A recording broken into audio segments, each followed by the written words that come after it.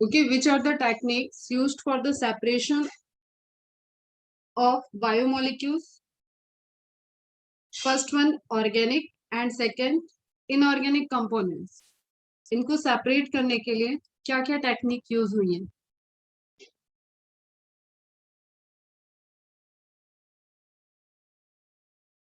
अच्छा, उसके पहले एक चीज और बता दो कि are you ready for the test, upcoming test?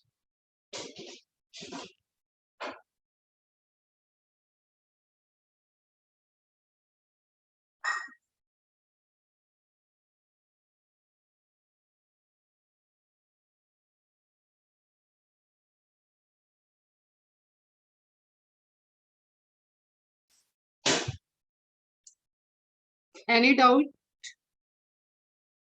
Any doubt? Any revision lecture required for the cell chapter?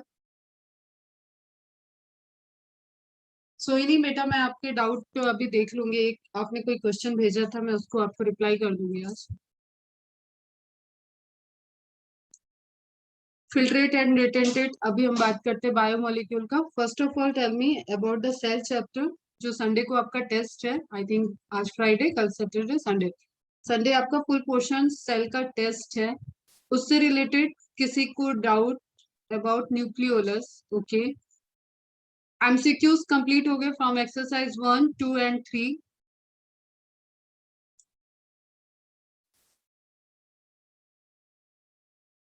Okay, very good.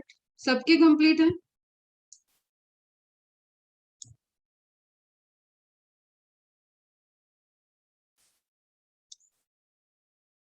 इरा, हर्षिता, जानवी, जहाना, कृतिका, मृणाल, नेहल, रमेश, रोहन, सफा, सानिका, सान्या, सदा। आप लोग लेट एडमिशन लिए थे, आपके भी हो गए क्या complete? Are you ready for the test? करोगे अच्छे से? देखो, जितना भी आए उतना करना, ठीक है? जो लेट एडमिशन लिए हैं, मुझे पता है, मैं अभी सेंटर पे जाके लिस्ट भी ले लूंगी कि कौन लेट है। बट इम्पॉर्टेंट ये है कि आप फेस करें, आप टेस्ट को फेस करें। ठीक है, आप अपने आप को कंफर्ट जोन ना दे फ्रॉम स्टार्टिंग कि आपका तो लेट एडमिशन है, आपको ये अभी कवर ही नहीं हुआ। Then what? कुछ तो कवर हुआ होगा ना उसमें से। 90 में से 10 क्वेश्चन, 20 क्वेश्चन, कुछ तो कवर हुआ होगा। जितना कवर हुआ हम उतना देंगे। हम अपने से तो एक ऑनेस्टी रखेंगे, हम अपनी एक प्रिपरेशन के बेसिस पे अप्लाई करेंगे।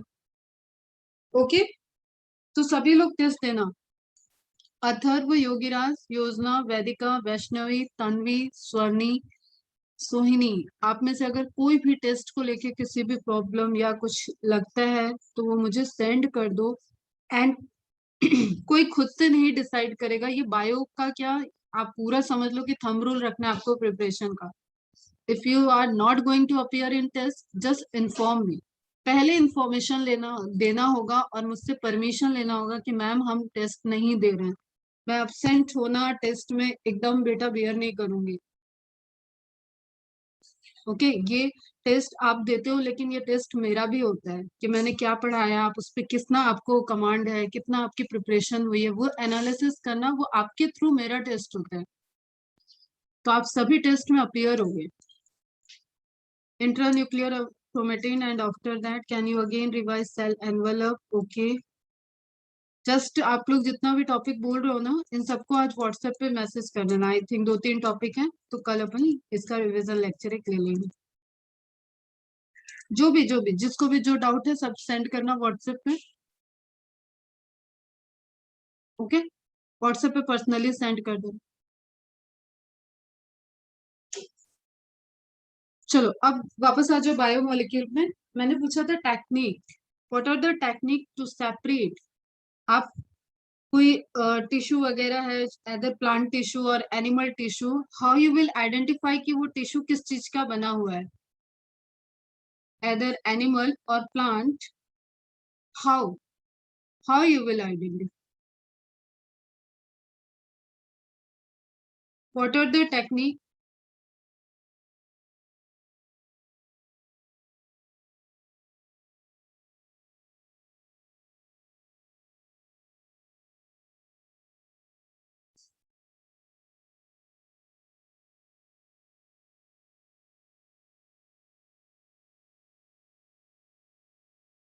थोड़ा सा स्पीड फास्ट रखो।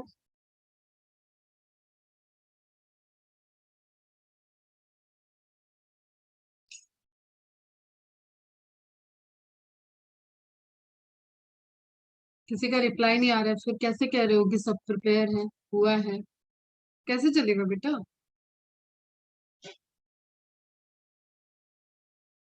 सोइनी, व्हाट आर द टेक्निक? इरा, श्रेयस, दिया हुआ है ना एनसीईआरटी के सेकंड पेज पे स्टार्टिंग में ही, how you will identify, how you will you going to separate, उसके लिए टेक्निक्स दिया हुआ है। एक आपका ड्राई वेट वाला, एक एश टेक्निक है जिसमें आप बर्न करते हो, एक आप ट्राइक्लोरो एसिटिक एसिड से ट्रीट करते हो। Should I take a quick revision?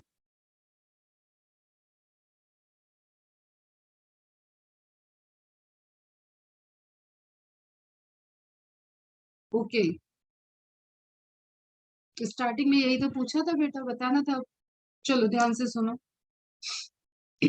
Okay, first lecture का सब ध्यान है, micromolecules, macromolecules, separation. What are the molecular weight to separate micromolecules from macromolecule? Micromolecule का एक्सपेरिमेंटल मॉलिक्यूलर वेट क्या होगा?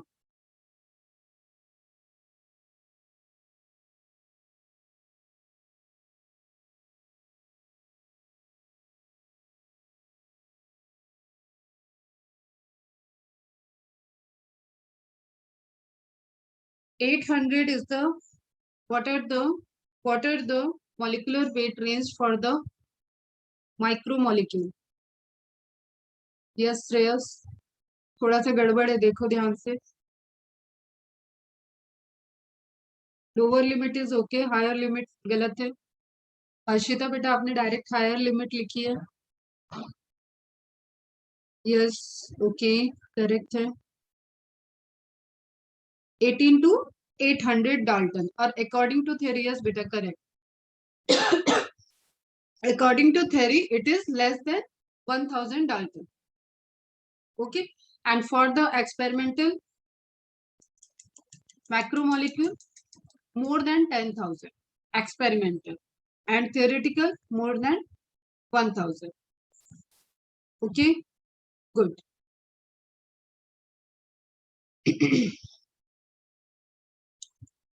What is cellular pool? What is cellular pool?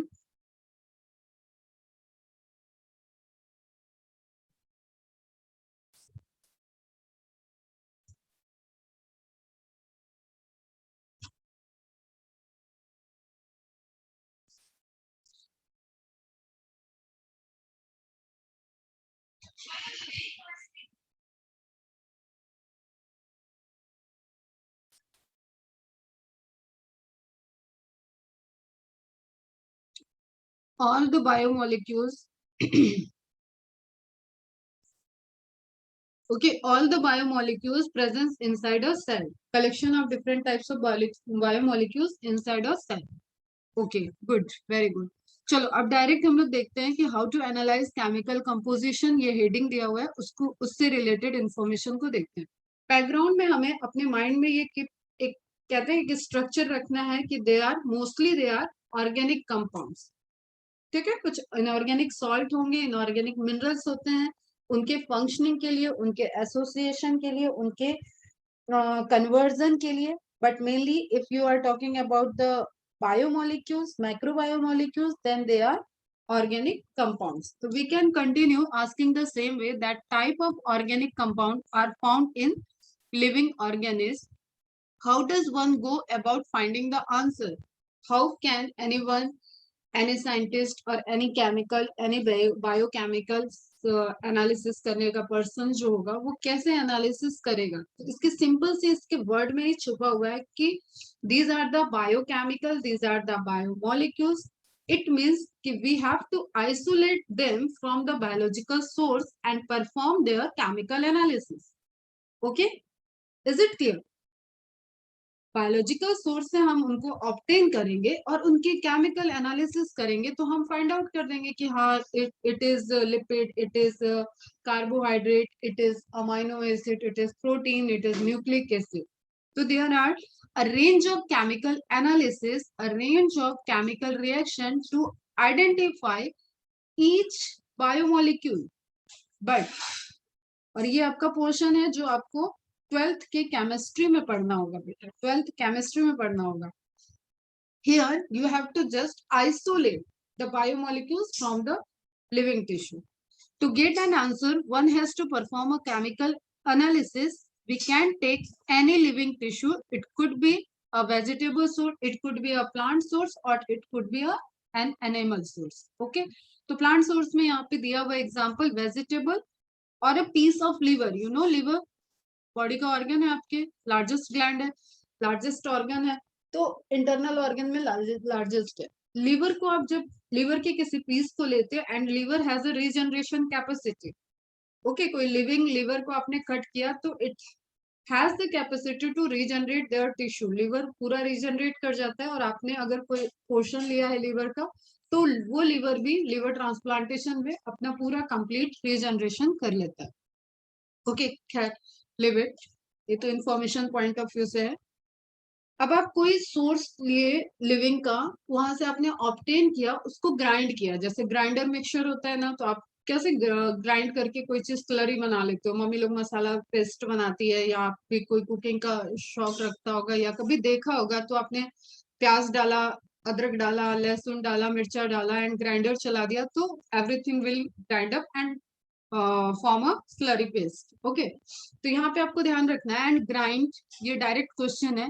It in trichloro acetic acid, जैसे हम कुछ डाल रहे हैं तो प्याज वगैरह पीस रहे हैं, उसके साथ हमने कुछ दो स्पून वाटर ऐड कर दिया. या टमाटर है तो टमाटर का अपना एक जूस जो उसके अंदर लिक्विड पोर्शन होता है वो एक स्लरी को बनाने में हेल्प करता है.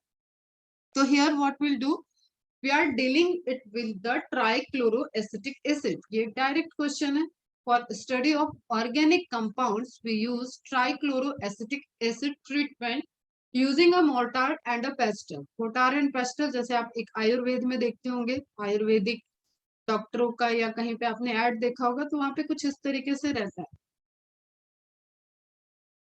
ओके, मोटार एंड पेस्टल, इससे बीच में ये कटोरी जैसा होता है, इसमें आपने रख देते हैं वो लोग मेडिसिन और उसको वो पीसते हैं. आयुर्वेदा में क्या होता है कि नेचुरल सोर्सेस को यूज करके वो उसके रस में बिलीव करते हैं कि उस रस को वो डायरेक्ट रिच है, एक्सट्रैक्ट कर लो, वो निकाल लो. जैसे तुलसी को पीसना हो, काली मिर्च को पीसना हो, ठीक है, हनी मिला के कुछ बनाना हो, काढ़ा बनाना हो, तो वो इस चीज को फेवर करते हैं. तो मोटार एंड पेस्टल यूज करके उसमें एक मिक्सचर बना लिया और लिक्विड क्या ऐड किया है, ट्राइक्लोरो एसिटिक एसिड. इतना clear.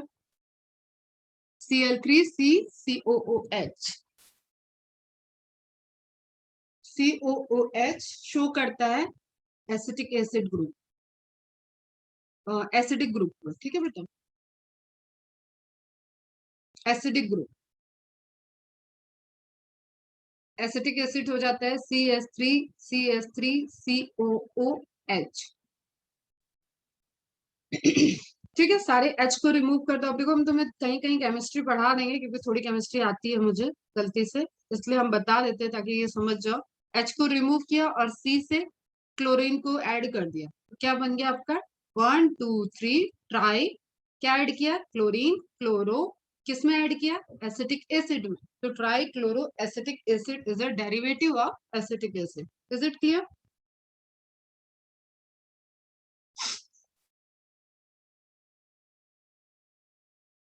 Using a mortar and pestle,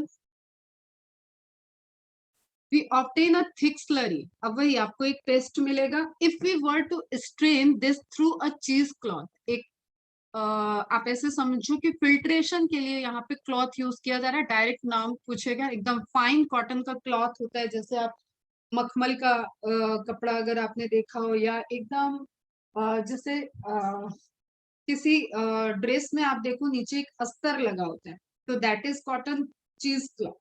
ठीक है, आप उसको रिलेट करते हो एकदम फाइन, जिससे फिल्ट्रेट हो जाए, जिससे आप फिल्ट्रेशन की टेक्निक यूज कर पाओ.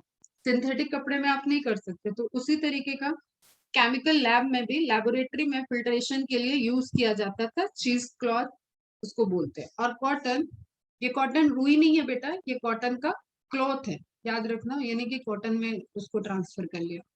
We would obtain two fraction. अब सिंपल है, उसी तरीके से जैसे हम चाय को बनने के बाद छानते हैं, तो चाय छन्नी के ऊपर एक पोर्शन आता है और एक हमारे कप में आ जाता है। क्लियर? तो कप वाले को हम बोलते हैं कि सॉल्युबल पोर्शन है, इनसॉल्युबल पोर्शन हमें कहाँ मिल गया, चाय छन्नी के ऊपर। तो सेम वे में हम यहाँ पे जब चीज क्लॉथ से फिल्टर कर रहे हैं, तो we have two portion. Okay, एक इस क्लॉथ के ऊपर आ गया, एक यहाँ पे आ गया। तो ये हो गया आपका फिल्ट्रेट, जो फिल्टर के अंदर है। ये हो गया रिटेंटेट, जो रिमेनिंग है। छोटी सी इमेज, आपका काम सॉल्व। यहाँ पे ब्रैकेट में लिख लो, ये आ जाएंगे मैक्रोमोलिक्यूल और ये हो जाएंगे आपके micromolecule, except lipid. Again I repeat, lipid आपको मिलेगा मैक्रोमोलिक्यूल में, because non dissolving property of lipid in acid, because non-dissolving property of lipid in trichloro acid. Okay, तो हम डायरेक्ट लिख देते हैं ट्राइक्लोरो एसिटिक एसिड, न लिखे एसिड। कितनी बात क्लियर है? ओके, वही थ्योरी में one is called filtrate or more technically the acid soluble pool. आपने सेल पूल को you are divided into two part. देखो फिर से किसी भी तरीके से आप एक फ्लो चार्ट बना लो भाई, जिसमें आपको समझ में आ जाए। ठीक है, आपने उसको, चलिए यहाँ पे मुझे एक ये एरो हटा देते हैं, टेक्निक को भी ऐड कर देते हैं।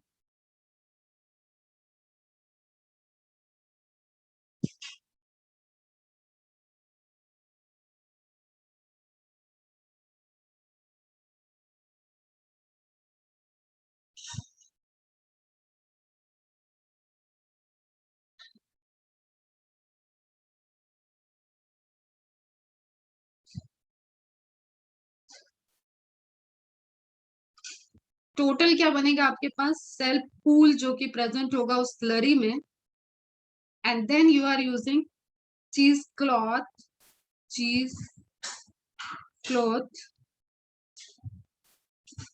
और cotton cloth. What you are doing, you are performing filtration.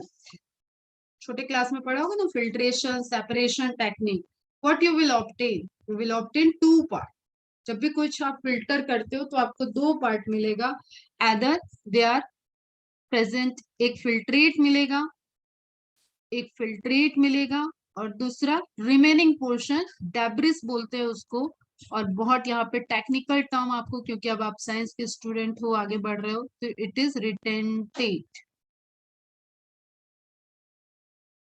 Okay, इतनी बात क्लियर बेटा? तो फिल्ट्रेट क्या है, फिल्ट्रेट मतलब जो उसमें सॉल्युबल हो गया, किसमें, Cl3COOH हमने यूज किया तो इसमें सॉल्युबल था। तो फिल्ट्रेट में आपको मिला है एसिड सॉल्युबल कंपोनेंट या एसिड सॉल्युबल पार्ट, तो हम इसको बोल रहे हैं इस सेल पूल में फिल्ट्रेट क्या हो गया, एसिड सॉल्युबल पूल। ओके, और डेब्रिस या रिटेंटेंट में आपको क्या मिलेगा, एसिड। एसिड से हमने ट्रीट किया तो सिंपली जो एसिड में इनसॉल्युबल है वो चीज हमें कहाँ मिल जाएगी, रिटेंटेंट में। Is it clear?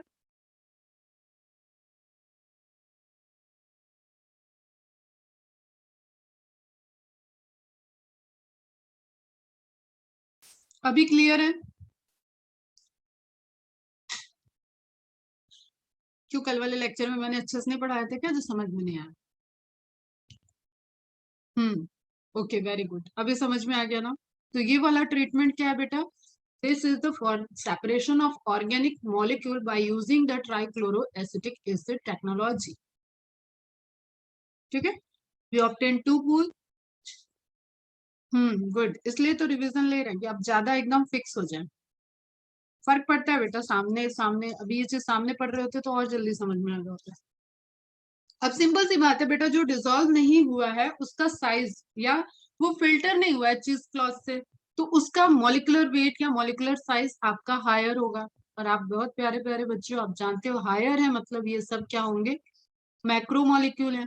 जिसकी साइज छोटी रही होगी वो ट्रांसफर हो गया होगा, वो फिल्टर में चला गया, तो वो क्या होगा बेटा, आपके माइक्रो मॉलिक्यूल होंगे। इन हायर क्लास, आपकी हायर क्लास क्या होगी बेटा, एमबीबीएस, इससे नीचे आना नहीं, ठीक है। In higher class, you will learn about how to analyze a living tissue sample and identify a particular organic compound. Higher class 12th में भी आपको कुछ केमिकल्स दिखेंगे, बट जब आप कहते हैं ना, जब आप ड्रग्स और मेडिकल में पहुंच जाओगे तो you have to deal with this chemicals. तो आपको बहुत अच्छे अच्छे टेस्ट करके ऑर्गेनिक कंपाउंड को, बायोकेमिस्ट्री पूरा एक पेपर होगा आपका, उसको आपको केमिकल को सेपरेट करना और सब कुछ वहां पे अच्छे से सिखाया जाए।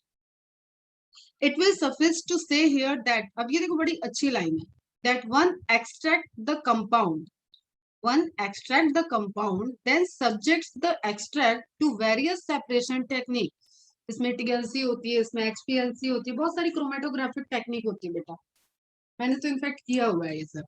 Various separation technique till one, ये वन कौन है, ये कोई रिसर्चर है, ठीक है। वन एक्सट्रैक्ट द कंपाउंड, एक ने एक्सट्रैक्ट किया कंपाउंड को, then subject the extract to various separation technique. हमें different different, for lipid, for protein, for DNA, for RNA, for carbohydrate, for disaccharide, for monosaccharide, for trisaccharide, for oligosaccharide, for polysaccharide, जितना आप समझ सकते हो ना। अभी तो आपका बहुत छोटा रेंज है, एक ये ह्यूज रेंज है। हर एक केमिकल की अपनी एक प्रॉपर्टी होती है, उसके बेसिस पे आप उसको सेपरेट करते हो, क्लियर। तो वन हैज, अगेन साइंटिस्ट या researcher has separated a compound from all the other compound. अगर जस्ट सपोज मुझे प्रोटीन पे कुछ एक्सपेरिमेंट करना है, तो I will go through the protein chemical reaction and isolate, separation कर दिया, फिर हमने और मॉलिक्यूलर वेट के बीच में सेपरेशन कर दिया कि कार्बोहाइड्रेट अलग हो जाए, प्रोटीन अलग हो जाए, डिफरेंट टाइप के पॉलीपेप्टाइड अलग हो जाए, ओके, अमाइनो एसिड अलग हो जाए, छोटे मॉलिक्यूल अलग हो जाए, तो हमें फिर एक बैंड मिल जाएगा जिसमें सिर्फ हमारी नीड की चीज है, ठीक है। हम इसके अंदर भी सेपरेशन कर दिया, तो व्हाट वी रिक्वायर, उसके according we perform the different separation technique. Just एक ओवर आइडिया आपको होना चाहिए इस पैराग्राफ में क्योंकि लिखा हुआ है, okay. In other words, one isolate and purify a compound. अब मैं यहाँ से लेके चली थी समंदर, समंदर से मैं इधर आई हूँ, सेपरेशन करते करते मैंने अंत में एक मोती निकाल ही लिया अपने काम का, समझ में आया बच्चा। तो दैट इज अ प्यूरिफिकेशन। आपने एक ह्यूज बल्क अमाउंट में आपके पास कंपाउंड्स थे, उसमें से आपने अपना डिजायर्ड जो आपकी इच्छा थी वो आपने निकाल ली, clear. In other word, one isolates and purifies a compound, और ऊपर ही लिखा हुआ है इन हायर क्लास, तो आपको इसके अंदर नहीं जाना है अभी, ओके। जब रिसर्चर बनोगे, जब हायर स्टडी करोगे, एमबीबीएस बायोकेमिस्ट्री पढ़ोगे, तो वहां आपको ये बताया जाएगा। एनालिटिकल टेक्निक्स, एनालिटिकल क्या होता है, जब आप एनालिसिस करते हो, ठीक है। when applied to the compound gives an idea of the molecular formula and the probable structure of the compound। Underline कर लेना, एनालिटिकल टेक्निक आप करते हो, एनालिसिस करते हो, you are undergoing separate steps and technology, you are performing different steps, then what you will find, you will find the एक appropriate जो already present है उससे आप रिलेटेड एनालिसिस करते जाते हैं, तो आपको एक आइडिया लग जाता है कि किस मॉलिक्यूलर फॉर्मूला का क्या कंपाउंड आपको मिल रहा है और उसका क्या एक प्रोबेबल स्ट्रक्चर होगा, क्या उसका केमिकल स्ट्रक्चर होगा, okay. All the carbon compound, underline करना, यहाँ पे बच्चे गलत किए थे question. All the carbon compound, carbon is must in biomolecule, if you are written direct sulphur, तो that is not a biomolecule, याद रखना। डायरेक्ट फॉस्फेट दिया हुआ है, वो भी बायोमोलिक्यूल नहीं है, पार्ट हो सकता है बायोमोलिक्यूल, इनके मिलने से बन सकता है। सल्फेट प्रोटीन के अंदर होता है, न्यूक्लिक एसिड के अंदर फॉस्फेट होता है, कैल्शियम मसल्स के लिए नीड है, लेकिन वो बायोमोलिक्यूल नहीं है। तो all the carbon compounds that we get from living tissues can be collectively called biomolecule. Okay. However, living organisms have also got inorganic elements and compounds in them. पता है हमें, हमने तो पूरा टिश्यू उठाया था बेटा, अगर हम लीफ से या एनिमल से या किसी प्लांट के दूसरे पार्ट से किसी फ्रूट की एनालिसिस कर रहे हैं, रूट की एनालिसिस कर रहे हैं, तो हमने उठाते वक्त कलेक्शन में थोड़ी वो सेपरेट कर दिया था कि इसमें से इनऑर्गेनिक हमारे हाथ में आना ही नहीं चाहिए, तो पूरा कंप्लीट आएगा जो जो वहां प्रेजेंट है, तो इनऑर्गेनिक भी वहां पे प्रेजेंट होंगे. How do we know this? ये हमें कैसा पता चलेगा? हमें केमिकल प्रॉपर्टीज पता है. अब तुम लोग कार्बन कंपाउंड जब पढ़ोगे तब तुम्हें पढ़ाया जाएगा केमिस्ट्री में, ठीक है? तो हम इनऑर्गेनिक को कुछ अलग तरीके से ट्रीट करते हैं. इसमें देखो technique, a slightly different but destructive experiment. ध्यान रखना, ये डिस्ट्रक्टिव पूछेगा तो आप यहाँ पे डिजेनरेट करने वाले हो, कुछ ध्यान रखना.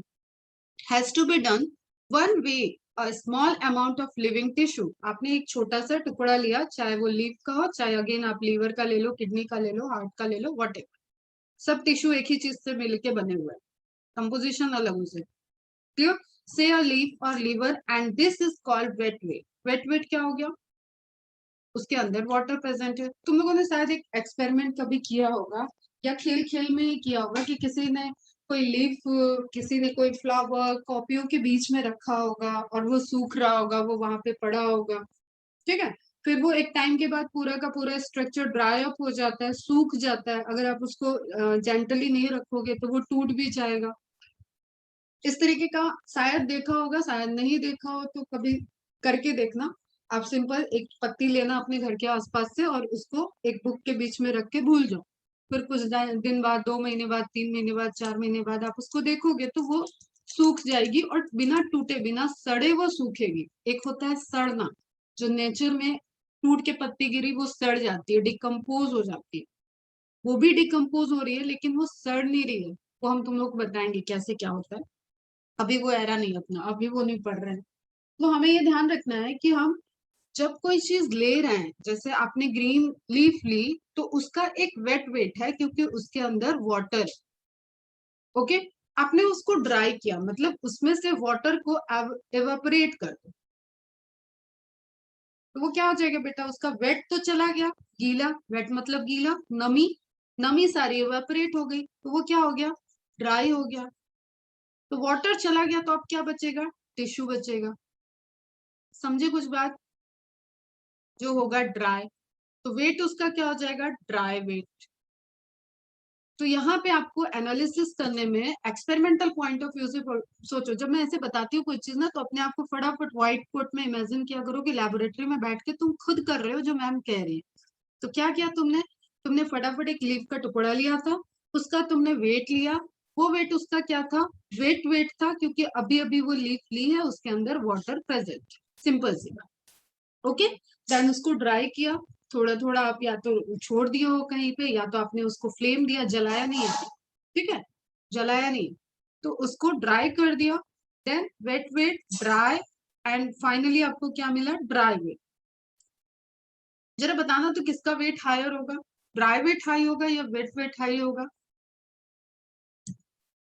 देखिए जरा तुम लोग कितना ध्यान से सुन रहे हो मेरी बात.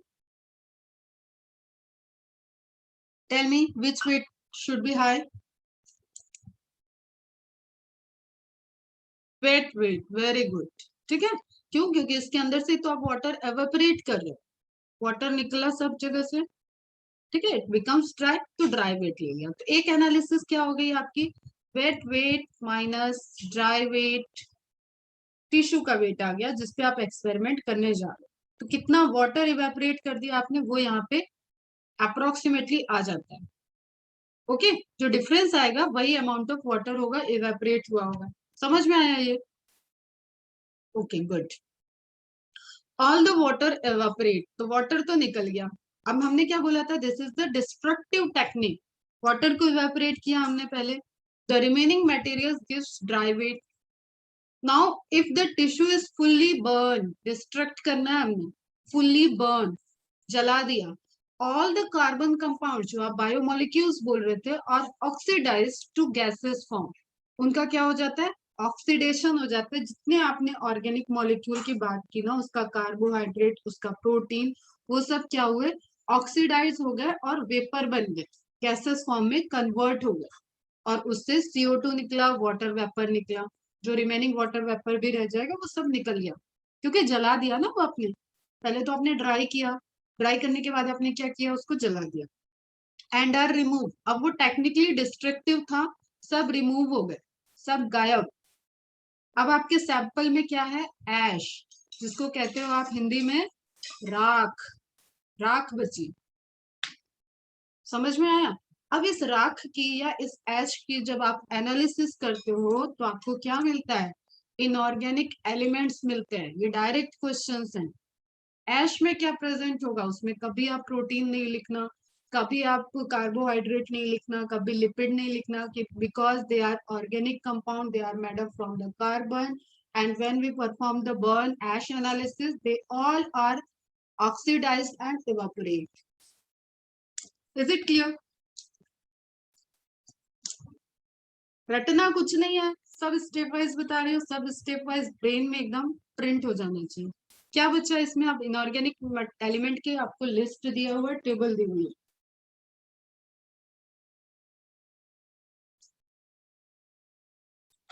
ओके, कैल्शियम, मैग्नीशियम, ये सब बचे।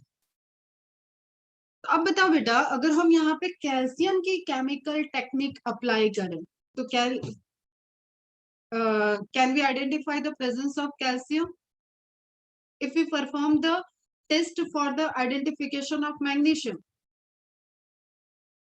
so I am able to identify the magnesium presence of magnesium. Similarly sulfate, phosphate, whatever. तो एक आपका क्या हो गया कि आपने एनालिसिस की इनऑर्गेनिक कंपाउंड की। तो inorganic compound like sulphate, phosphate are also seen in the acid soluble fraction. Ions जो होते हैं वो वाटर में सॉल्युबल होते हैं, आयंस जो होते हैं बेटा वो एसिड में सॉल्युबल होते हैं। इसलिए ये सभी आपको कहाँ मिलेंगे, एसिड सॉल्युबल फ्रैक्शन में। इट डजंट मीन कि वो ऊपर नहीं होंगे, ये याद रखना, ठीक है। वो ऊपर जो बाइंड करके आपका टिश्यू डेब्रिस बचा हुआ है उनमें भी वो प्रेजेंस हो सकते हैं, but for your analysis you will get them in acid soluble fraction, क्योंकि साइज में ये बहुत छोटे होंगे। ठीक है, जब आप चाय छानते हो तो अदरक का टुकड़ा उससे ट्रेवल नहीं करता है, लेकिन अदरक की एसेंस, अदरक का स्वाद, समझना हम क्या बताना चाह रहे हैं, उस चाय में आता है ना बेटा। This is like that. Okay, therefore elemental analysis, इसको बोलते हैं एलिमेंटल एनालिसिस। अब आप सल्फेट की एनालिसिस कर लो, फॉस्फेट की एनालिसिस करो, कैल्शियम की एनालिसिस करो, मैग्नीशियम की एनालिसिस, ये अपने आप में एलिमेंट है, आपको पीरियोडिक टेबल में इनका प्लेस मिलेगा बेटा। पीरियोडिक टेबल जानते हो ना इसको, ये बहुत काम की चीज है, ये भी याद होनी चाहिए सबको। कुछ इंपॉर्टेंट पोर्शन याद होता है, बाकी हैं दिग्गज लोग जिनको पूरी पीरियोडिक टेबल याद होती है। हमारे टाइम में तो छोटी थी तो हमें याद थी, आई थिंक अभी तो बढ़ती जा रही है। याद होती है, जनरली कॉम्पिटिटिव बच्चों को याद होती है periodic table. Therefore, elemental analysis gives element composition of living tissue. तो एक पहले क्या हो गया बेटा, organic analysis by using trichloroacetic acid, and दूसरा क्या हो गया, एलिमेंटल एनालिसिस। एलिमेंट के लेवल पे आपने एनालिसिस की, वहां पे ग्रुप आप निकाल रहे थे, प्रोटीन होगा, लिपिड होगा, इनसॉल्युबल होगा, सॉल्युबल होगा, ठीक है। अमाइनो एसिड जैसे है ऑर्गेनिक, लेकिन मिलेगा वो आपको एसिड सॉल्युबल फ्रैक्शन, क्योंकि वो छोटी यूनिट है प्रोटीन की। समझ में आया? न्यूक्लियोटाइड मिलेगा आपको एसिड सॉल्युबल फ्रैक्शन में, है organic, of living tissue in the form of hydrogen, oxygen, chlorine, carbon.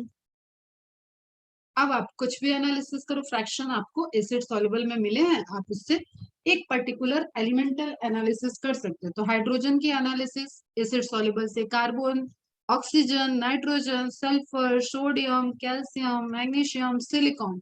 बेटा सिलिकॉन को याद रखना है, यहाँ नीचे लिखा हुआ है, बच्चे भूल जाते हैं।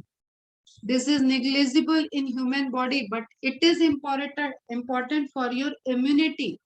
इसका छोटा सा ही अमाउंट, ये मैंने एक बार ऐसे क्लास में बोला था और पूरी क्लास से एक बच्चे को याद था कि मैम आपने सिलिकॉन के लिए कुछ बोला था, सेलेनियम, सिलिकॉन, इस तरीके की चीज हमारी बॉडी के लिए नीडेड होती हैं और बहुत छोटे अमाउंट। तो तुम लोग को भी बताएंगे जब इनके रिएक्शन से डील करोगे, फिजियोलॉजी में आएंगे। तो हाइड्रोजन वेरिएशन देखो अब आप, अर्थ क्रस्ट में ज्यादा है 0.5, ह्यूमन बॉडी में ज्यादा है बेटा, इधर कम है। ठीक है, कार्बन, कार्बन का तो आंख बंद करके ह्यूमन बॉडी में ज्यादा कर देना। ठीक है, ऑक्सीजन ज्यादा, nitrogen very little amount in earth crust, क्योंकि फ्री नाइट्रोजन आपको गैसेस फॉर्म में दिखती है एटमॉस्फेयर में बेटा, अर्थ क्रस्ट में वो फिक्स्ड फॉर्म में रहेगी और छोटे नाइट्रेट नाइट्राइट के फॉर्म में रहती है। नाइट्रोजन साइकिल आपने पढ़ा होगा क्लासेस में, छोटे क्लास में। ओके, उसमें देखा होगा आपने कि नाइट्रोजन जो आपके फ्री अमाउंट में है दैट इज गैसियस फॉर्म, और वो हमारे किसी काम की नहीं होती है, इसलिए उसको फिक्स करना पड़ता है। यहाँ पे भी पढ़ना है आपको, 12th में चैप्टर है 3.3 in human body. Sulphur, sulphur का पूछेगा, ध्यान रखना 0.03 और 3 में कंफ्यूज कर जाते हैं। तो 0.3 in human body, 0.03 in earth crust. Earth crust मतलब मिट्टी, सॉइल। ठीक है, सोडियम 2.8 एंड वेरी निग्लेजिबल। अब देखो बेटा, इतना सा सोडियम आपको 0.2 में, आपको नर्वस सिस्टम आपका चला रहा है, आपका मस्कुलर सिस्टम चला रहा है, आपका आयनिक बैलेंस मेंटेन कर रहा है बहुत कम अमाउंट में, बट इट इज नीडेड। एक आपने वो सुना होगा एड, आयोडाइज सॉल्ट खाना चाहिए, गर्भवती माँ को देना चाहिए। ठीक है, ग्रोइंग बच्चों के लिए जरूरी होता है आयोडाइज सॉल्ट। तो sodium is very very much required for your body, but it is required in very less amount. ये सब बहुत कम कम में ही आपका काम चलता है। देखो खाने में, आप अंदाजा लगाओ इससे, खाने में आप नमक कितना यूज करते हो बेटा? सब्जी में नमक डालते हो कि नमक में सब्जी डालते हो? बताना तो जल्दी।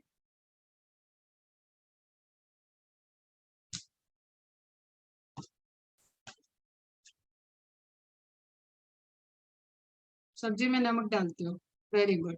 तो नमक कितना कम डाला, लेकिन वो हमारी बॉडी के लिए बहुत एसेंशियल है, एकदम काम करता है। तो सोडियम को स्टार लगाना, कैल्शियम को स्टार लगाना, ये सब आप फिजियोलॉजी में पढ़ोगे। कहाँ मैग्नीशियम चाहिए, क्लोरोफिल के कंपोजिशन में मैग्नीशियम चाहिए, विदाउट मैग्नीशियम क्लोरोफिल का स्ट्रक्चर नहीं बन सकता। क्लोरोफिल काम नहीं करेगा अगर प्लांट के अंदर मैग्नीशियम नहीं है। ठीक है, अर्थ क्रस्ट में ज्यादा क्या पाया जाता है, silicon, but it is not absent. Absent नहीं करना बेटा, it uses in negligible amount.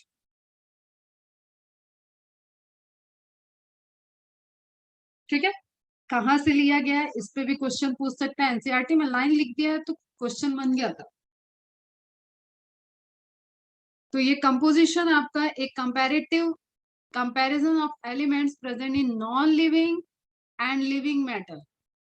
माटी का मानुस माटी में मिल जाता है, दोनों के कंपोजिशन सेम है, कंसेंट्रेशन अलग अलग हो सकते। Okay, a list of representative inorganic constituents of living tissue. अब ये याद रखो, लिविंग का दिया हुआ है इस टेबल में, कि टेबल मिस हो जाती है बच्चों से। Sodium, potassium, calcium, water and other compounds like NaCl, calcium carbonate, phosphate, sulphate, ये सब आपको पढ़ना है। ये ब्रेन में पढ़ोगे, ये आप कई जगह पढ़ोगे, ट्रांसपोर्टेशन में, ब्रीदिंग में पढ़ोगे। फॉस्फेट तो न्यूक्लियोटाइड में आ गया, सल्फेट आपका कई जगह आता है, और बेसिक मेन बेसिस है कि प्रोटीन में आता है।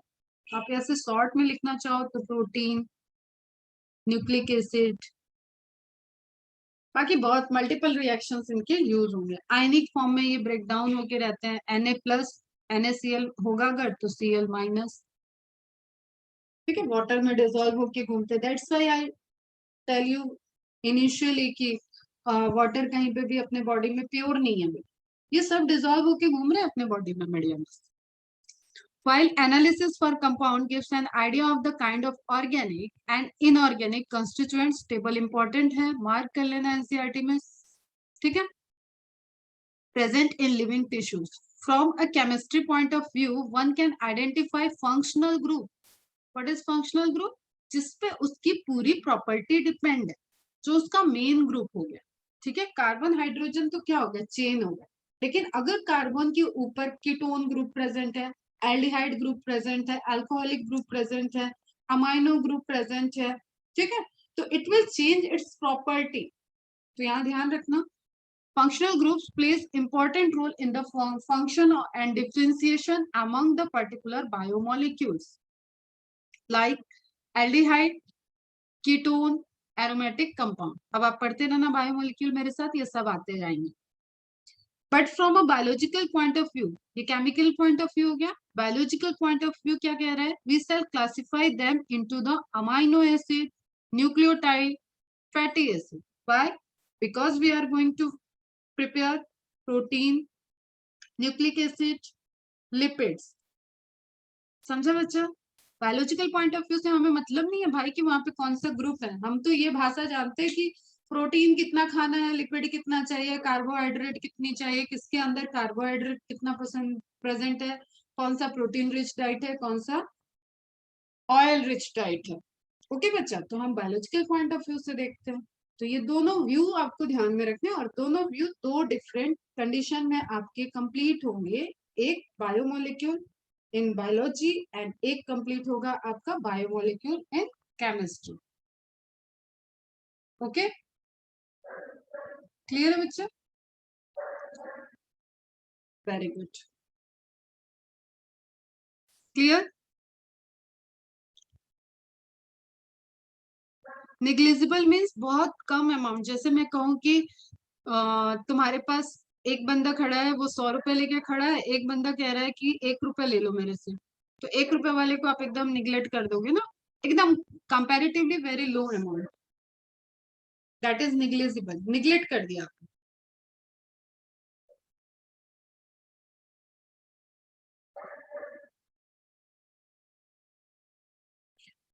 ओके, ये तो दोनों कहानी हो गई थी आपकी केमिकल कंपाउंड को एनालिसिस करने के लिए, how to separate, how to identify the composition of living tissue या non living earth crust. Non living के लिए आपको बस वहां से आइसोलेट किया, सेपरेट किया और केमिकल एनालिसिस करना होगा। जो टेक्निक्स आपने यूज की है वो तो लिविंग के लिए यूज की थी, एक ऑर्गेनिक कंपोनेंट के लिए, एक इनऑर्गेनिक कंपोनेंट के लिए।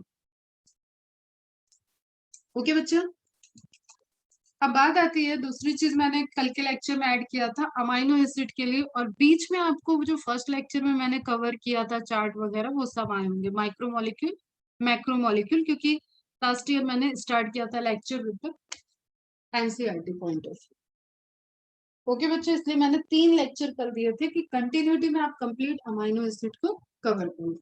अब अमाइनो एसिड अपन ने ओपेरिन हेल्डाने हाइपोथेसिस पढ़ी स्टार्टिंग में, और मिलर का एक्सपेरिमेंट देखा था, पूरे मिलर एक्सपेरिमेंट। उन्होंने क्या क्या कंडीशन यूज की थी?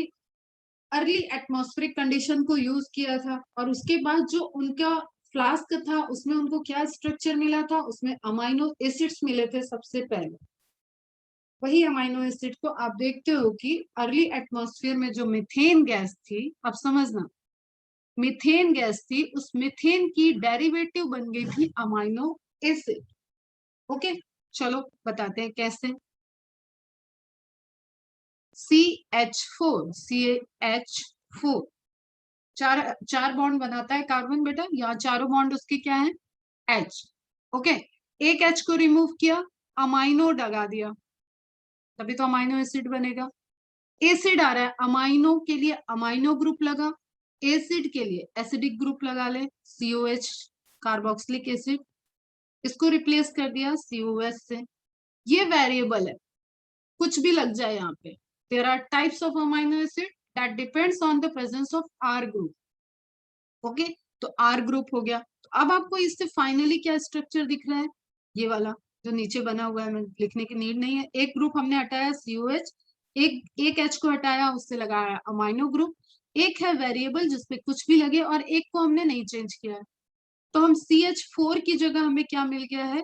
CH एज इट इज है, NH2, COOH and R। Is it clear?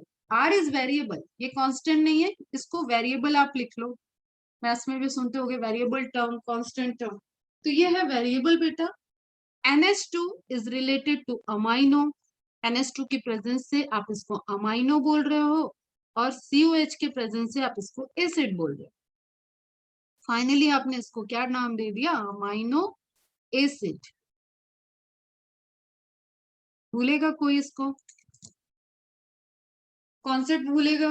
नहीं भूलना है, बिल्कुल नहीं भूलना है। क्या किया मैंने, CH4 से हमने कहा कि अर्ली एटमॉस्फेयर में CH4 प्रेजेंट था, जब उसको कंडीशन प्रोवाइड की गई तो वहां डिफरेंट डिफरेंट अमाइनो ग्रुप और एसिडिक कंपाउंड प्रेजेंट थे। उसमें से कुछ CH4 को रिप्लेस करते हुए अमाइनो और एसिड ग्रुप बन जुड़ गए, और कुछ अल्काइल ग्रुप जुड़ गए उससे, जिसको आप कहते हो वेरिएबल अल्काइल ग्रुप। यहाँ पे बहुत सारा वेरिएशन है, आप देखोगे डिफरेंट टाइप के अमाइनो एसिड, वहां पे वेरिएशंस रहेंगे, लेकिन दीज आर द कांस्टेंट। उसमें H ग्रुप होगा कांस्टेंट। देखो कांस्टेंट क्या होगा बेटा, कांस्टेंट यहाँ पे क्या है, H कांस्टेंट है, हमेशा रहेगा। अमाइनो एसिड बनना है तो अमाइनो ग्रुप भी हमेशा रहेगा, और एसिड बनना है तो एसिडिक ग्रुप भी रहेगा। तो these are constant and variable, these are this structure is variable. Okay बच्चे, क्लियर है? वेरी गुड, इतनी बात समझ में आ गई।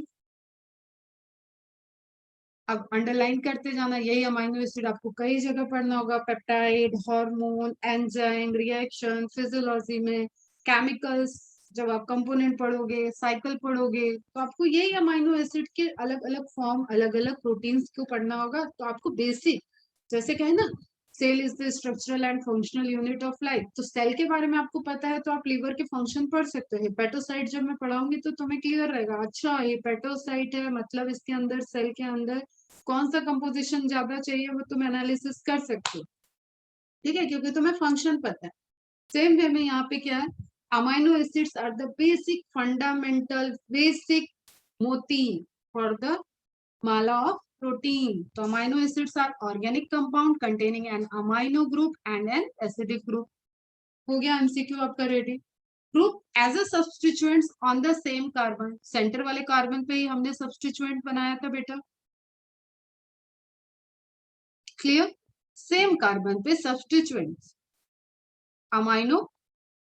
देखो कभी कभी क्या होगा, मैं ऐसे लिखूंगी और this is the right way, ठीक है, क्योंकि नाइट्रोजन के साथ बॉन्डिंग बनती है, तो जो जिसके साथ बॉन्ड बनाते हैं वैसे लिखते हैं, NH2 नहीं लिखा जाता है, H2N लिखा जाता है।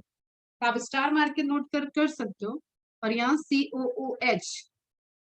तो सेम कार्बन कंपाउंड पे अमाइनो और carbon group acidic group replace हुआ, ठीक है। Hence they are called alpha amino acid. ऐसा कार्बन जो डिफरेंट डिफरेंट कंपाउंड को बेयर करता है, उस कार्बन को कायरल कार्बन या अल्फा कहते हैं, ठीक है। ऐसे अरेंजमेंट को अल्फा अमाइनो एसिड कहते हैं। They are substituted, methane, methane के सब्सटीट्यूट है, डेराइव्ड हुए मेथेन को। अब फिर से आप इनमें से एक अमाइनो ग्रुप निकाल दो, एक COH ग्रुप निकाल दो, और H को ऐड कर लो, तो ये क्या बन जाएगा, मिथेन बन जाएगा। There are four substituents group occupying the four valency position, valency carbon की 4 उसको ऑक्युपाई करने के लिए 4 है। अब ये 4 सब्सटीट्यूएंट मतलब हाइड्रोजन को हाइड्रोजन भी सब्सटीट्यूट कर सकता है बेटा, ठीक है, इसलिए आप लिखो या ना लिखो वो नोन है।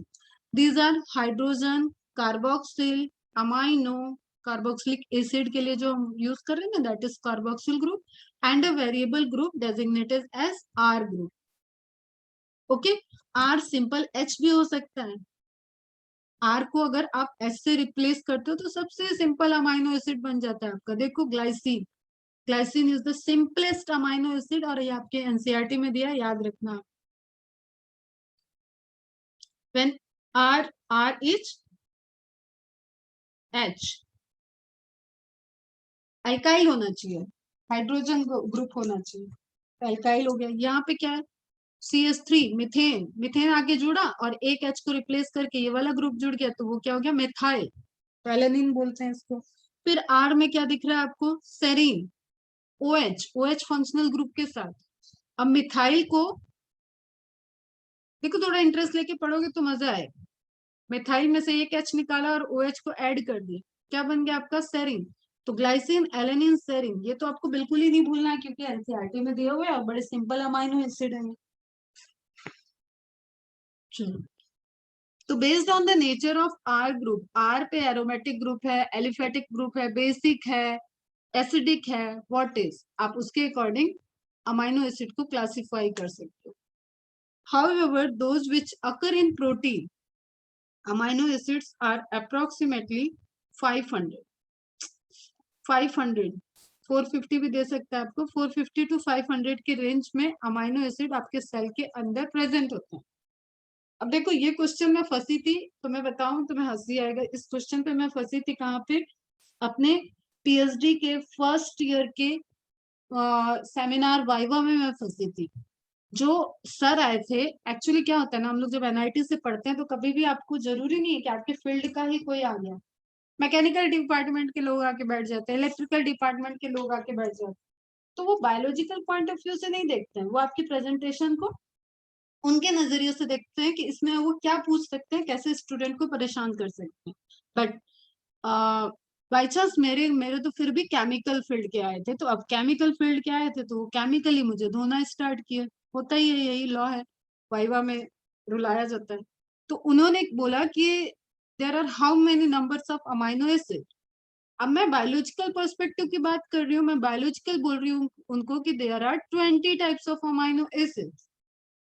बस उन्होंने इस पे पकड़ लिया मुझे, हाउ 20 के नाम मुझे याद है, 20 के स्ट्रक्चर मुझे याद है, 20 की प्रॉपर्टी मुझे याद है, मुझे प्रोटीन पे प्रोजेक्ट नहीं करना था, मेरा डिजीज पे प्रोजेक्ट था, प्रोटीन इंटरेक्शन पे था, बट वो मुझे यहाँ पे अमाइनो एसिड पे पकड़ लिया। उसके बाद उन्होंने बोला कि there are 450 to 500 amino acid. तो मेरे को समझ में अच्छा वो क्या जानना चाह रहे थे। फिर उन्होंने बोला कंटिन्यू, मैंने बहुत टसन में रहती हूँ बेटा, मेरे को जब मेरे को कुछ आता है और मुझे कोई परेशान करे, मैंने कहा no sir, now you listen to me, I want to discuss you something. उस टाइम मैंने उनको बताया था कि ये 450 या 500 अमाइनो एसिड ये बायोलॉजिकल प्रोटीन बनाने में रोल नहीं प्ले करते हैं, but are you talking, you are saying total amino acids, total amino acids are not never involved in the protein formation. There are only 20 amino acids. Among them, 8 are the essential amino acids which are involved in the protein formation. तो भी वो मानेंगे तो है नहीं। फिर मैंने thank you बोल के आगे कंटिन्यू किया। तो मतलब क्या था कि वो मुझे टोटल अमाइनो एसिड के नंबर पे कंफ्यूज कर रहे थे कि मैं गलत बोल रही हूँ, मेरा प्रोजेक्ट ही क्या हुआ कि मैं अमाइनो एसिड के बारे में नहीं जानती, ठीक है, कि कितने, और वो बायोलॉजिकल पर्सपेक्टिव से नहीं देख रहे थे। तो बाद में मेरी गाइड ने मेरे को इशारा किया कि शांति शांति थोड़ा, ठीक, तो ऐसा हो जाता है। तो आपको ये ध्यान रखना है, इसलिए मैं मेंशन करती हूँ, अपने सारे स्टूडेंट्स को मैं बताते चलती हूँ तब से कि सामने कौन बैठा है उसके अकॉर्डिंग आपको आंसर करना है। तो आपको पता है कि टोटल जो है वो 450 to 500 अमाइनो एसिड सेल के अंदर प्रेजेंट है, but it is not essential कि वो सारे प्रोटीन बनाने में रोल प्ले करें। तो आपके काम के बायोलॉजिकल पर्सपेक्टिव से जो अमाइनो एसिड्स हैं दे आर एमंग, मतलब बायोलॉजिकल पर्सपेक्टिव में तो वो भी इन्वॉल्व होते हैं, लेकिन प्रोटीन की बात करते हो आप तो सिर्फ 20 अमाइनो एसिड्स हैं among them which are involve in the formation of protein. तो what I mean to say कि आप टोटल मोतियों का भंडार है आपके पास, जिसमें से आप सिर्फ 20 तरीके की मोती को ले रहे हैं, और वो नेचर उनका क्या, उनमें कॉमन क्या है कि दे आर अमाइनो एसिड, और उन मोतियों को मिला के ही आप पूरी एक माला ले रहे हैं, बाकी 430 या 580 से आपको मतलब ही नहीं है, प्रोटीन के अंदर वो लोग नहीं आएंगे। Is it clear? समझ में आई बात? यस बेटा, simplest and smallest amino acid, direct question आता है, glycine. The R group in these proteinaceous amino acid, however, those which occur in protein are only of 20 types. Underline कर लेना. Could be a hydrogen. Hydrogen को भूलना मत बेटा. That's why it is simplest. Amino acid is called glycine. A methyl group, alanine, hydroxyl methyl, serine. 3 of the 20 are shown in figure 9.1. Okay, clear है? तो glycine, alanine and serine. The chemical and physical properties of amino acids are essential of the amino carboxyl and are functional group. 3 functional group हैं आपके पूरे यहाँ पे total. Amino अपने आप में अमाइनो प्रॉपर्टी को लेके आ रहा है, कार्बोक्सिल अपने आप में कार्बोक्सिलिक प्रॉपर्टी को लेके आ रहा है, and R is variable, hydrogen वहां पे था जैसे ग्लाइसिन में, तो हाइड्रोजन की प्रॉपर्टी लेके आया। क्लियर? मेथाइल लगा तो मेथाइल की प्रॉपर्टी को लेके आया, तो R is the variable functional group based on the number of amino and carboxyl group. ध्यान से सुनना, there are acidic, glutamic acid, basic, lysine, ये एग्जांपल दिया आपको, acidic, glutamic acid, aspartic acid, ठीक। अभी आप इसके अकॉर्डिंग ही बात करो, एनसीईआरटी के अकॉर्डिंग, फिर हम आपको 20 अमाइनो एसिड का पूरा लिस्ट दिखाते हैं। एंड न्यूट्रल, जिसपे नंबर ऑफ पॉजिटिव, देखो अमाइनो एसिड और बेस, एक हो गया अमाइनो, आपको क्या रिप्रेजेंट कर रहा है, बेस को, क्लियर। कार्बोक्सिल क्या रिप्रेजेंट कर रहा है, एसिड को। तो अब इसको ऐसे समझना, पॉजिटिव चार्ज है, निगेटिव चार्ज है, 4 पॉजिटिव चार्ज है, 2 निगेटिव चार्ज है, तो रिजल्टेंट क्या होगा, 2, ओके, विथ पॉजिटिव चार्ज। इतना आपको मैथ समझ में आता है, दोनों माइनस हो जाएंगे और जो ज्यादा है उसका साइन आ जाएगा। तो इट डजंट मीन कि वहां पे चार्ज नहीं है, निगेटिव चार्ज है, लेकिन रिजल्टेंट उसका पॉजिटिव चार्ज है। इसी तरीके की बफर प्रॉपर्टी को शो करता है प्रोटीन, या you can say amino acid. Again listen carefully, अब हम कह रहे हैं कि 2 अमाइनो ग्रुप हैं, 2 कार्बोक्सिलिक ग्रुप हैं। तो 2 पॉजिटिव चार्ज वाला ग्रुप था, 2 निगेटिव चार्ज था, नेट क्या आएगा, नेट चार्ज 0 आएगा, लेकिन इट डजंट मीन कि वो न्यूट्रल है तो रिएक्शन नहीं करेगा, इसको कहते हैं न्यूट्रल। क्यों, क्योंकि नेट चार्ज उस पर 0 हो रखा है, पॉजिटिव माइनस इक्वल है, इक्वल है, समझ रहे हो। उस अमाइनो एसिड का नेट चार्ज 0 है, न्यूट्रल है वो, बट इट कैन एक्ट, उसका अमाइनो ग्रुप भी एक्ट कर सकता है कंडीशन आने पे, और उसका कार्बोक्सिलिक ग्रुप भी एक्ट कर सकता है। Glutamic acid, basic lysine, and neutral में वेलिन का एग्जांपल दिया हुआ है। Similarly there are aromatic amino acid. Aromatic क्या होती है, कुछ नहीं, अभी आप छोटे बच्चों की तरह समझो कि एक रिंग है, एक घर, एक उसके पास अंगूठी है, तो उसको आप बोलते हो एरोमेटिक कंपाउंड। तो एरोमेटिक रिंग है, अमाइनो एसिड्स एरोमेटिक है, मतलब आर पे उसके रिंग प्रेजेंट है। अच्छा, ये भी जो मैंने एडिशनल बताया ना 2, तो ये कहाँ आ रहे हैं, आर पे वेरिएबल होगा बेटा, एक COH, एक NH2, तो कांस्टेंट चल रहा है आपका, ठीक। अब एक NH2 है और COH एक और है R के साथ, तो what you will say, resultant इसमें एसिडिक ज्यादा हो गया ना, तो that's why that amino acid became acidic amino acid. Are you getting my point. अगर यहाँ पे अमाइनो ग्रुप लगा होता, तो एक तो COH प्रेजेंट था, एक नेचुरली NH2 प्रेजेंट है, नॉर्मल कांस्टेंट वाला, और एक और ऐड हो गया, तो नेट वो अमाइनो एसिड कैसा बिहेव करेगा, बेसिक अमाइनो एसिड के। Is it clear. इसी तरीके से variable of basics and acidic groups attach to form different different types of amino acids. तो उसी आर ग्रुप में अगर एरोमेटिक रिंग आ गई, तो अमाइनो एसिड को आप क्या बोलते हो, एरोमेटिक अमाइनो एसिड। 20 में सिर्फ 3 है, रिपीटेड पूछे जाते हैं, एकदम नहीं भूलना है। TTP, tyrosine, tryptophan, phenylalanine. Tyrosine, tryptophan, phenylalanine, okay.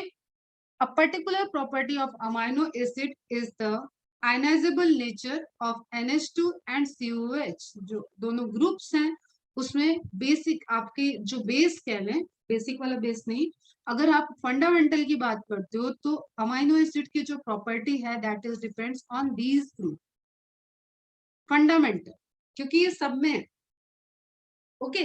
That's why different different pH पे एक ही अमाइनो एसिड डिफरेंट डिफरेंट तरीके से बिहेव करता है। इसको कल के लेक्चर में आई थिंक मैंने काफी एलैबोरेट करके समझाया होगा आपको, zwitterionic effect. Now tell me, वो समझ में आया कि नहीं आया, zwitterionic effect, balance, how amino acid balance, इतना तो था आपका एनसीईआरटी का पॉइंट। फिर देवाशीष, तुम मुझसे पूछ रहे थे नोट्स क्या बनाने, ये अमाइनो एसिड बिल्कुल आपको नहीं ड्रॉ करना है, आप इनका प्रिंट आउट लेके रख सकते हो, ठीक। What you have to see here, कि यहाँ पे आपको जो ब्लू शेडेड पार्ट दिख रहा है दैट इज आर चेन, ये आपको समझना है। अभी छोटे बच्चे हो, एकदम छोटे बच्चों की तरह समझो, ये आपको समझना है। You can see there is variation in R, blue shaded part में वेरिएशन, तो आप जस्ट इसको नोट डाउन करने में टाइम जाएगा बेटा, एक प्रिंट आउट ले लेना, लगा लेना, अपने नोटबुक में ही रख देना। अब इनकी प्रॉपर्टी, एलिफेटिक आर ग्रुप है तो एलिफेटिक हो जाएंगे, पोलर अनचार्ज्ड आर ग्रुप है उसके बेसिस पे पोलर अमाइनो एसिड्स हो जाते हैं, पॉजिटिवली चार्ज ग्रुप है, लाइसिन, आर्जिनिन, हिस्टीडीन, ये सब पॉजिटिव में आ जाते हैं। Aspartate, glutamate, they are the acidic, aspartic acid का ionic form aspartate, glutamic acid का आयनिक फॉर्म ग्लूटामेट, ठीक है। एसिड में वहां पे आपको चार्ज दिख रहा है। फिर देखो ये आपका आ गया बढ़िया वाला, टायरोसिन, ट्रिप्टोफान, फेनिलएलानिन, हमेशा आपको मार्क्स फुल मिलते हैं इस क्वेश्चन पे, इसमें आपको कोई कंफ्यूजन नहीं रखना है। टीटीपी, टायरोसिन, ट्रिप्टोफान, फेनाइलएलेनिन, और ये है आपका एनसीईआरटी के अकॉर्डिंग। और सेरीन आपका कहाँ गया, सेरीन यहाँ होगा पोलर में। ये कुछ है जो आपको याद रखने में। हाँ बताओ मुझे, ज्यूटेराइनिक इफेक्ट किसको किसको समझ में आया था या नहीं आया? तो ये आपको ड्रॉ नहीं करना है, इसका प्रिंट ले लोगे तो गुड है, अदरवाइज सिर्फ आप क्लासिफाई कर लो। बताओ कैसे, ये लिखना और ये नाम लिख लेना, स्ट्रक्चर मत बना। ये लिखो, नाम लिखो, स्पार्टिक एंड ग्लूटामिक लिखना। 8 मतलब आयनिक फॉर्म होता है, ये मैंने एक दिन और बता दी। Pyruvic acid and pyruvate, pyruvic acid का ही आयनिक फॉर्म है पायरुवेट। ओके, तो इस तरीके से आप थोड़ा थोड़ा चीजें सीखते चलो बेटा। आपको याद आएगा एमबीबीएस में कि मेरी मैडम ने तो बहुत पहले बता दिया था। ओके, फिर आपने देखा था ये आपको चार्ज दिख रहा है, पोलर, पोलैरिटी शो करता हुआ दिख रहा है, मीन्स यहाँ पे पॉजिटिव चार्ज है, नेगेटिव चार्ज है। In chemistry an amino acid is a molecule that contain both amine, amino को ही अमाइन बोलते बेटा, and carboxyl functional group. Okay, अब अमाइनो ग्रुप की टेंडेंसी क्या है, सुनना आप ध्यान से थोड़ा। अमाइनो ग्रुप की टेंडेंसी क्या है कि वो एक H प्लस आयन को गेन कर सकता है। देखो आगे NH3 इस तरीके से लिखा हुआ, ठीक है। तो अगर मीडियम में H प्लस आयन ज्यादा हो रहा होगा तो वो उसको गेन कर लेगा और मीडियम को नॉर्मल कर देगा। समझ रहे हो, समझ रहे हो, ठीक है। और OH ग्रुप ज्यादा होगा तो कार्बोक्सिलिक ग्रुप की टेंडेंसी क्या है, वो एक H को डोनेट कर देगा और H2O बना देगा और मीडियम को नॉर्मल कर देगा। एक रिएक्शन है, उस पर हम आते हैं। तुम लोग कोई रिप्लाई कर नहीं रहे हो कि कितना तुम्हें समझ में आया, तो फिर इस पे भी मेरे को लेना पड़ेगा थोड़ा 10 मिनट क्लास में। सुनो फिर, बिजी तो नहीं हो तुम लोग? 3:08, लंच वगैरह किया है ना बढ़िया से? Amino acid have acidic property due to COH group, have basic property due to amino group, या अमाइन लिखेगा तो भी आप वही रखना। ओके, तो सुन लो फिर जल्दी से, ज्यूटेराइन इफेक्ट खत्म हो जाएगा, कल से कार्बोहाइड्रेट देखें। The amino acids are basically substituted methane, ये सब हमें समझ में आ गया। Based upon R group, there are many types of amino acids, जो types आप देख रहे हो। Depends upon the ionization of NH2 and COH in solution at different pH, ठीक है। H plus ion का concentration, the structure of amino acids gets changed। Amino acid एक joker की तरह है जो अपने फॉर्म को चेंज कर सकती है। At a particular pH, the amino acids forms deuterion. This pH is known as isoelectric pH, जहाँ पे उसके H plus ions and मतलब उसके positive ion is equal to negative ion होगा। दिस इज सेंटर में जो आपको दिख रहा है, दिस इज ज्यूटेराइन बेटा। Number of positive ion is 1, number of negative ion is 1, तो दोनों इक्वल है, न्यूट्रल बिहेवियर को शो कर रहा है। इसको अपन ले लेते हैं कि ये 7 pH न्यूट्रल pH पे शो कर, ओके। इससे नीचे जा रहा है, नीचे जाना मतलब होता है एसिड, ये आपको सबको पता होगा। ऊपर आना मतलब बेसिक। हिंदी में इसको क्या पढ़ते होगे अगर तुम हिंदी मीडियम से होगे तो, अम्लीय और क्षारकीय, ये दो वर्ड आपने सुना होगा मराठी मीडियम से या हिंदी मीडियम से जो भी पढ़े होंगे। तो अम्लीय प्रवृत्ति, क्षारकीय प्रवृत्ति, एल्कलाइन एंड एसिडिक, ओके। तो this is acid, this is alkaline and this is acidic. अब आपको क्या करना है ना, समझो ये कि आपकी कंडीशन चेंज हो रही है लेकिन आपको फंक्शन तो करना है। आपके सराउंडिंग का बिहेवियर चेंज हो रहा है। अब आपको पता है कि प्रोटीन सर्वव्यापी है, प्रोटीन कई जगह प्रेजेंट है सेल के अंदर। प्रोटोप्लाज्म में प्रोटीन है, एक्स्ट्रा सेलुलर मैट्रिक्स में प्रोटीन है, इंट्रा सेलुलर मैट्रिक्स में प्रोटीन है। तो प्रोटीन्स तो है, प्रोटीन काम करना बंद कर दें तो सेल रुक जाएगी बेटा। तो प्रोटीन को अपने जुड़वा भाई बहन बनाने की टेंडेंसी प्राप्त होती है। पढ़ाएंगे हम, टाइप्स ऑफ एंजाइम पढ़ाएंगे, वहां पे आप लोग आओगे देखोगे। तो अपने जुड़वा भाई बहन बना के वो रख देते हैं ताकि इस कंडीशन में तुम चले जाओ, इस कंडीशन में तुम चले जाओ, इस कंडीशन में तुम चले जाओ, लेकिन काम नहीं रुकना चाहिए। तो they are specific for specific pH. लेकिन they can modify. Are you getting my point बेटा? एक ऑप्टिमम फंक्शन होता है, जैसे तुम्हें अगर हम कोई फंक्शन कहेंगे परफॉर्म करो, तो तुम बड़े कंडीशन लगाओगे, मैडम ये भी हो जाए, मैडम वो भी हो जाए, ये भी हो जाए, ये भी हो जाए, तो मैं परफॉर्म करूंगा। ओके, तो I will fulfil your requirement and you will give your 100% performance.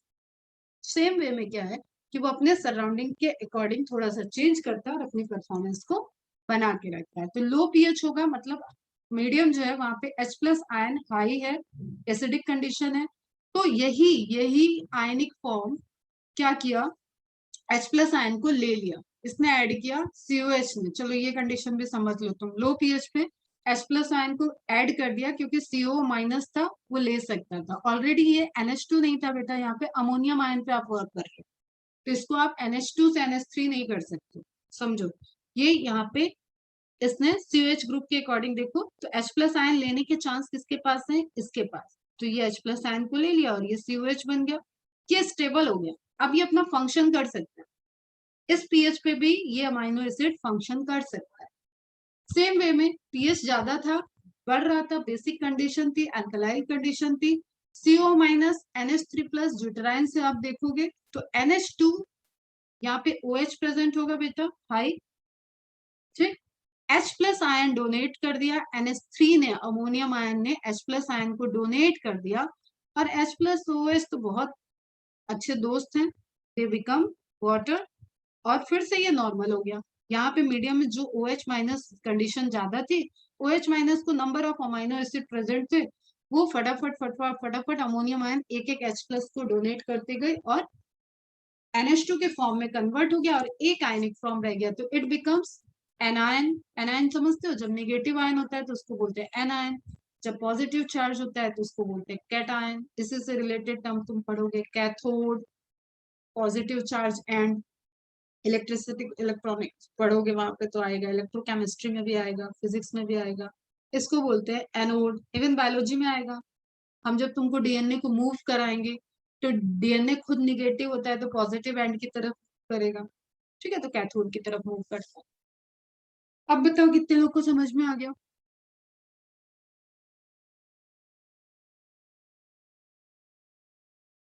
ये सब पॉइंट तो लिख लिए होगे, ये पॉइंट्स कवर हुए उस लेक्चर में।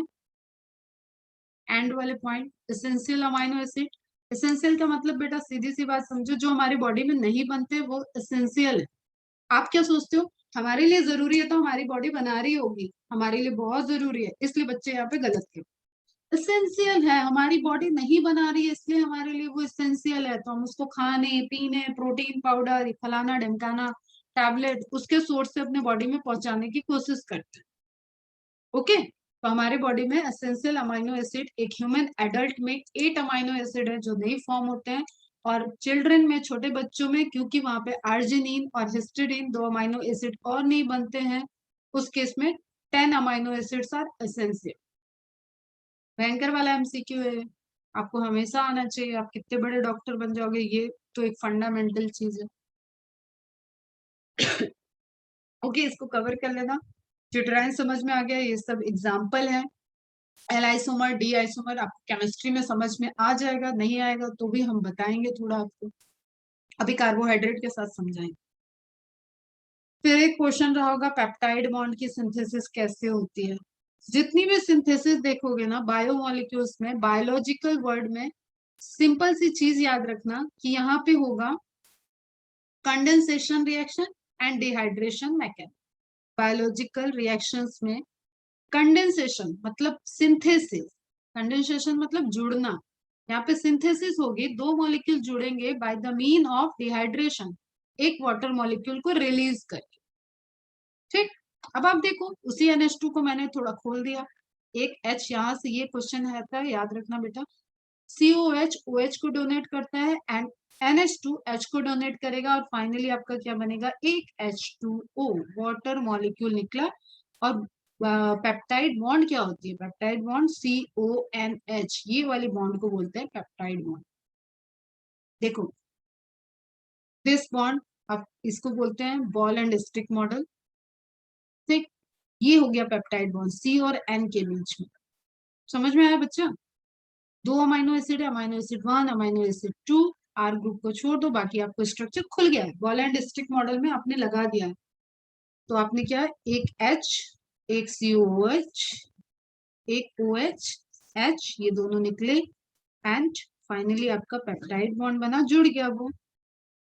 ठीक, CN बॉन्ड को बोलते हैं पेप्टाइड बॉन्ड, और इसी लॉन्ग पॉलीपेप्टाइड पेप्टाइड से बनता है पॉलीपेप्टाइड, और पॉलीपेप्टाइड को ही आप बोलते हो प्राइमरी प्रोटीन। आएंगे, अभी ये मोनोमर्स वाला पोर्शन चल रहा है बेटा, इसमें प्रोटीन के बारे में नहीं आएगा। ठीक है, ये आप कौन से पोर्शन को स्टडी करना आपने स्टार्ट किया है, एसिड सॉल्युबल वाला, समझना इस चीज को। एसिड सॉल्युबल में हम लोग स्टडी कर रहे हैं, तो एसिड सॉल्युबल में प्रोटीन नहीं आएगा, एसिड इनसॉल्युबल में रिटेंटेट में प्रोटीन पड़ा है, वहां पे रहेगा। तो आपको पहले सिर्फ सबके मोनोमर और कैसे बॉन्ड पढ़ना है वो एक क्वेश्चन पढ़ना है, देन सेकेंडरी मेटाबोलाइट, देन आप हायर को देखो।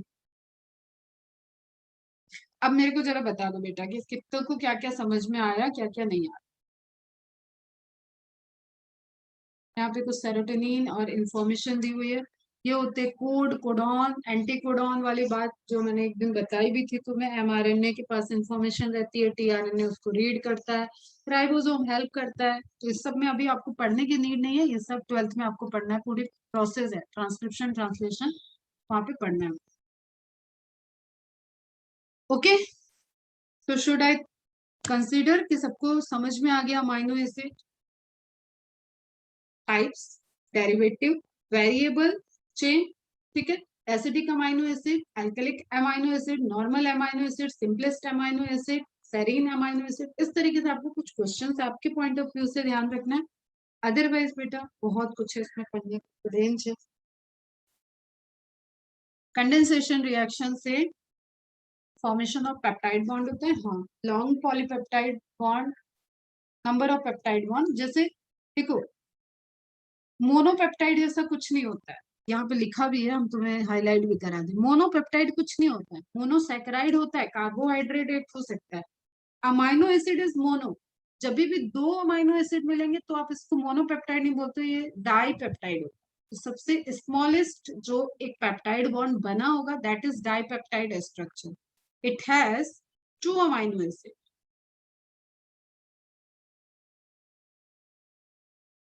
और जब हम बोल रहे हैं पॉलीपेप्टाइड, मतलब इस तरीके के कई सारे अमाइनो एसिड को आप जोड़ते चले जाओ बेटा, चेन बना दो, तो वो हो जाता है polypeptide, many peptide bonds, polypeptide. चलो अभी एंड करें, अच्छे से इसको समझो और सेल चैप्टर को रिवाइज करते चलो। विदाउट लोड लिए हुए, विदाउट लोड लिए हुए थे, आज का एक होमवर्क लिख लो, 9.1 का होमवर्क। मैंने बोला था 9 चैप्टर से आप होमवर्क 9.1, अपना नाम, बैच का नाम, जैसे आप सीक्वेंस में लिख रहे हो उसी तरीके से आप क्वेश्चन एमसीक्यू सॉल्व कर लो based on amino acid. Okay, and plus आप जो चार्ट दिया हुआ, जो टेबल दिया हुआ है ना बेटा, उस टेबल से रिलेटेड क्वेश्चंस को सॉल्व करो। लिविंग एंड नॉन लिविंग में कंपोजिशन, अर्थ क्रस्ट वाला और इनऑर्गेनिक का जो कंपोजिशन दिया हुआ है उसको आप सॉल्व कर लेंगे। ओके, इसमें ज्यादा टाइम नहीं लगेगा, आए तो करना। मेन आपका फोकस सेल की प्रिपरेशन है, उस पर ही रहना आप। अगर ये टेबल वगैरह वैसे अब तक हो चुका होगा इसलिए मैं दे रही हूँ, मेन आप इस पर टारगेट रहो। इससे रिलेटेड जो भी डाउट्स हैं आज मुझे मैसेज कर दो, तो कल एक रिवीजन लेक्चर उस पर फ्रेम कर लेंगे। चलो, सबको समझ में आ गया, ऑल क्लियर। हम डॉक्टर क्यों नहीं बने, हमें डॉक्टर फील्ड में नहीं जाना था बेटा, मुझे ये खून खराबा से डर लगता था, थोड़ा फोबिया है। करेंगे अपन, जब सामने आएंगे ना तो बहुत सारी बातें करेंगे, मेरे पास भी बहुत सारी स्टोरी है तुम लोग। चलो बाय बेटा।